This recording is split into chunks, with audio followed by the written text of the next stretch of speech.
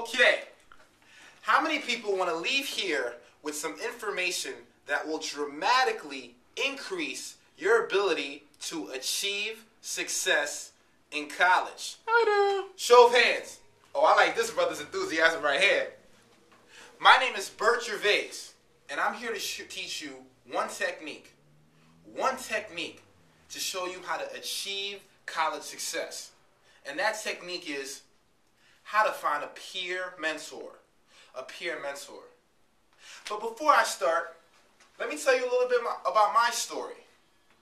Anybody out here ever have a goal?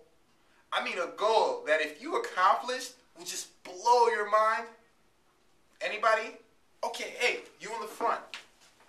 Okay, so this gentleman wants to swim like Michael Phelps. That's a great goal. For me, my goal was being on a Division I college football team. Why was that important to me? Why would I even care about that? Well, you got to understand about my background. I came over to America from Haiti when I was 7 years old. I was chubby, uncoordinated, I had an accent. What that basically means is I got made fun of a lot. I'll be real with you. And the only time where I didn't feel out of place, the only time where I felt comfortable was playing team sports, because that's the only time where how you looked didn't matter. What mattered was your performance.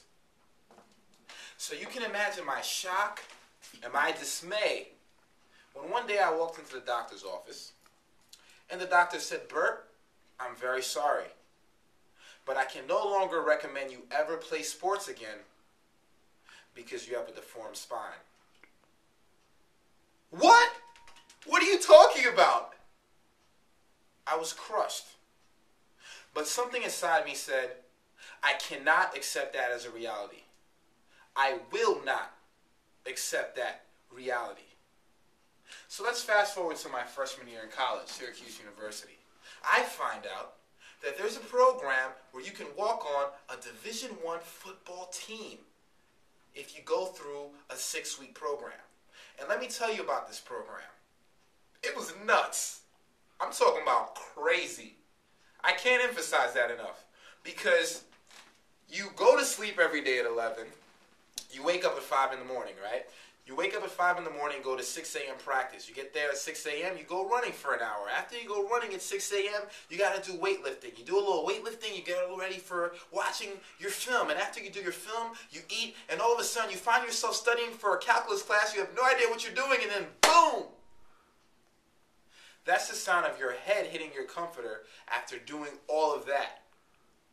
And that was every day. You know how many people started that program? 20.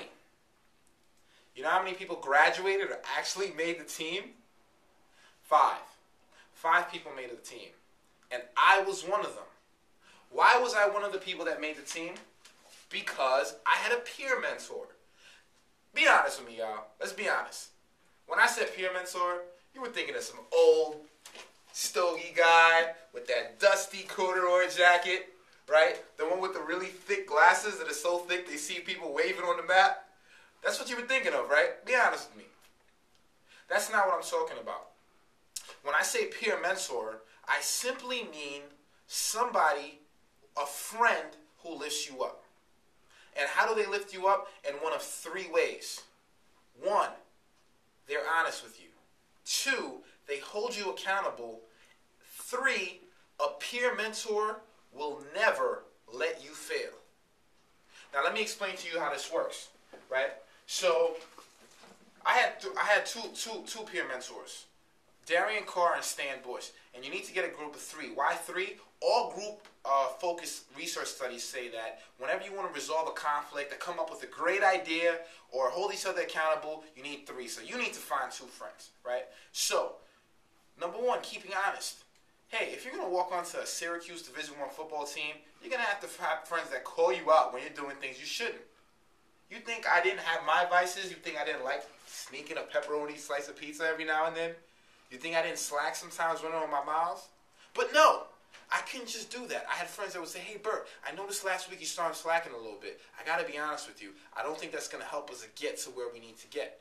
right? So the key here is you had friends that would figure out when to tell you what you needed to hear and not what you wanted to hear. So that's honesty. 2, accountability. We had friends, I mean, come on, guys, we're getting up at 5 in the morning. And I'll be honest with you, we broke a record my freshman year, right? We broke a record in the sense that we had the most consecutive snow days at Syracuse and the most days below negative 10 degrees, below 10 degrees 0. That's not a fun record, you know? So you need people to kind of keep you going. So my friends Darian and Stan, we take days. So I might woke